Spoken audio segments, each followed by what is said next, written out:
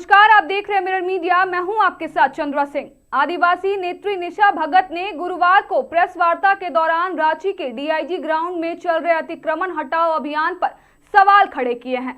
निशा भगत ने कहा कि नगर निगम के द्वारा जिनके घर तोड़े जा रहे हैं वे उस जमीन के मूल मालिक हैं, उनके पास सभी कागजात मौजूद हैं। उच्च न्यायालय को इस कार्रवाई को तुरंत रुकवाना चाहिए और इन रैयत से बातचीत करनी चाहिए। उन्होंने यह भी कहा कि जब जमीन की रसीद, बिजली बिल और अन्य सरकारी कागजात उनके नाम से है तो फिर यह जमीन रिम्स की कैसे हो सकती है।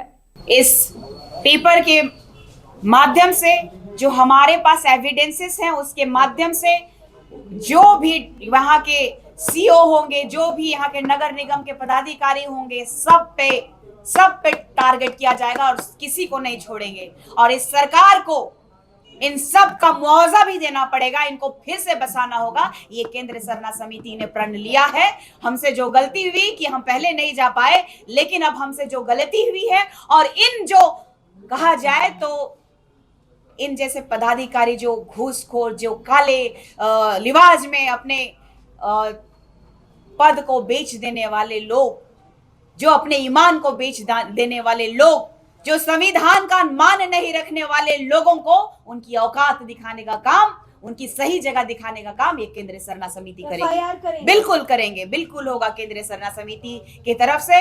हाँ, जितने भी लोग यहाँ पे भुक्तभोगी हैं उनके लिए हम लोग संघर्ष का दौर जो है कि इसी के माध्यम से करेंगे। निशा जी, आप फिर से वहाँ जाएंगी क्या? कल आपको बॉन्ड पेपर लेकर छोड़ा गया है, कहा जा रहा था कि और आप जाएंगी तो सीधे जेल भेज दिया जाएगा। बिल्कुल, मैं जेल जाने से नहीं डरती, लेकिन जो अब बात रह गया है कि ये लोग जिस तरीके से तोड़ चुके हैं, पूरा घर तहस नहस हो चुका है। हम कानूनी कार्रवाई करेंगे, जो भी पदाधिकारी इसमें संलिप्त है सभी को जेल भेजने का काम करेंगे। ये हमें क्या जेल भेजेंगे, इस देश के मूल मालिक हम लोग हैं और हमारी जमीनें छीनी जा रही हैं। इसका जो संविधान के तहत जो हमारे लिए ये कर्मचारी रखे गए हैं, वो उन कर्मचारियों को बताने की अब जो समय आ गया है, चाहे यहाँ के डीसी हो, चाहे यहाँ के सीओ हो, चाहे यहाँ के पुलिस प्रशासन पदाधिकारी हो, सबको बताने का अब समय आ गया है कि हमारे साथ अब अत्याचार और शोषण करना बंद करें।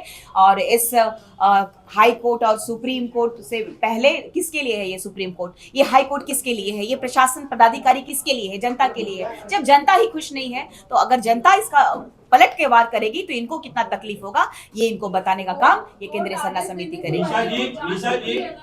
निशा जी, मैं मानती, लेकिन हमारे लिए ही कोर्ट है, ये न्याय का मंदिर है और न्याय के मंदिर में किसी के साथ अन्याय नहीं होना चाहिए था। कम से कम कुछ दिन रुकना था, जांच करना था, जांच के बाद जो भी निर्णय लेते वो निर्णय को हम लोग एक्सेप्ट करते, लेकिन सभी के सहमति से। इसीलिए लगातार कहते हैं कि ग्राम सभा होना चाहिए। बिना ग्राम सभा के आज ये जमीनें जो छीनी जा रही हैं, सबसे बड़ा दुर्भाग्य है कि हमारा जो कस्टमरी लॉ है उसको अगर इस 5th शेड्यूल के तहत अगर लागू किया जाता, पेशा अधिनियम 1996, तो किसी के माई का लाल में इतना औकात नहीं होता, किसी पदाधिकारी में इतनी औकात नहीं होती कि हमारी 1 इंच भी जमीन वो लोग एक्वायर कर लेते। लेकिन दुर्भाग्य है हम आदिवासी लीडरों का, जिन्होंने अपना ईमान बेच दिया है, जिन्होंने अपना कहा जाए तो अपना कुर्सी बचाने के लिए हम सभी को दरकिनार कर दिए हैं और अपने जो भी पार्टियां हैं उनके गुलाम और चमचे बन करके बैठे हुए हैं। दुर्भाग्य है इस बात तो संजल को क्या की लड़ाई लड़ते जमीन का लड़ाई लड़ते और कल जो जहाँ पे मैं गई थी वहाँ केंद्रीय सरना समिति के द्वारा, केंद्रीय सरना समिति के संगठन के सभी मेंबर्स के द्वारा वहाँ पर मैं पहुँची थी और वहाँ के स्थानीय लोग वहाँ पे मौजूद थे जिन्होंने हमें वहाँ बुलाया था। और अब जो सिचुएशन रहा वो आप लोगों के सामने है, समक्ष में है कि हमने कहा कि बुलडोजर रोक दो, उन्होंने बुलडोजर रोक दिया। वो बुलडोजर को मैंने कहा वापस करो, वो बुलडोजर वापस ले रहे थे। लेकिन उसके बाद जो हुआ वहाँ पे प्रशासन के द्वारा, वो आप लोगों के समक्ष में और पूरे झारखंड वासियों के समक्ष में, भारतवासियों के समक्ष में ये पूरा परिदृश्य जो है, जो बर्बरता है वो दिखाई दिया है।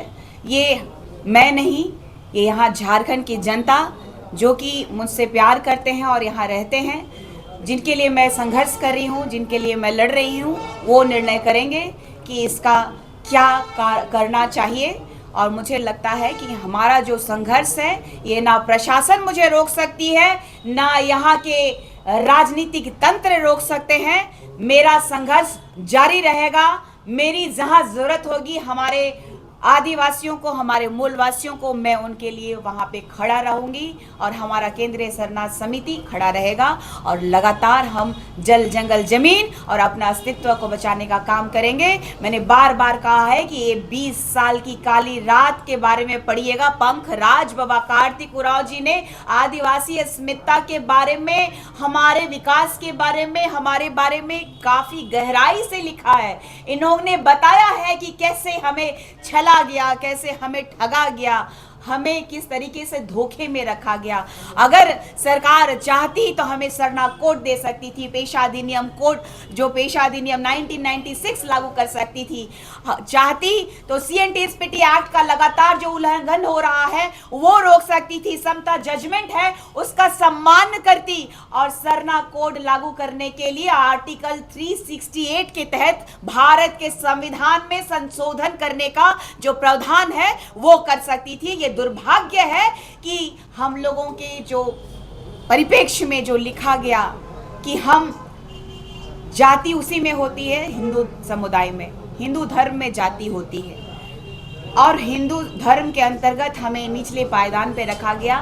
बेहद गरीब पिछड़ा आदिवासी के रूप में हमें आदिवासी का एक टैग तमगा थमा दिया गया। लेकिन जो 1961 की जनगणना के बाद हमारा जो धर्म कॉलम हटा दिया गया, इसीलिए हमारे आदिवासी कभी हिंदू लिखते हैं तो कभी अन्य में लिखते हैं। हमें दिग्भ्रमित किया गया। हमें जब हिंदू, मुस्लिम, सिख, ईसाई जब कहा जाता है हम सब भाई भाई, तो आदिवासी को छोड़ दिया गया। इस दर्द को महसूस करते हुए पंखराज बाबा कार्तिक उरांव जी के आदर्शों पे चलते हुए, भगवान बिरसा मुंडा जी के आदर्शों पे चलते हुए मैंने प्रण लिया है कि हम झारखंड को बचाएंगे, हम अपने जल जंगल जमीन को बचाएंगे, अपनी अस्मिता को बचाएंगे, अपनी माटी को बचाएंगे। आज बहुत आदिवासी समाज में दुर्भाग्यपूर्ण जो है जो समय बीत रहा है। आज आदिवासी समाज एक तो चौतरफा हमला से घिरा हुआ है, जल जंगल जमीन सब लूटी जा रहा है। अभी जो DIG ग्राउंड का मामला है, कल आप लोगों ने देखा होगा कि कैसे जो आदिवासी समाज की बेटी केंद्रीय शरणार्थ समिति की टीम हम लोग पूरा गए थे और निशा भगत ने जिस तरह से प्रोटेक्ट किया गरीब लोगों के लिए, वहाँ बुलडोजर चल रहा था और उसमें बहुत सारे जो है वहाँ पर जितने भी रैयत है उसका घर तोड़ा जा रहा था और लोग बेघर हो गए थे।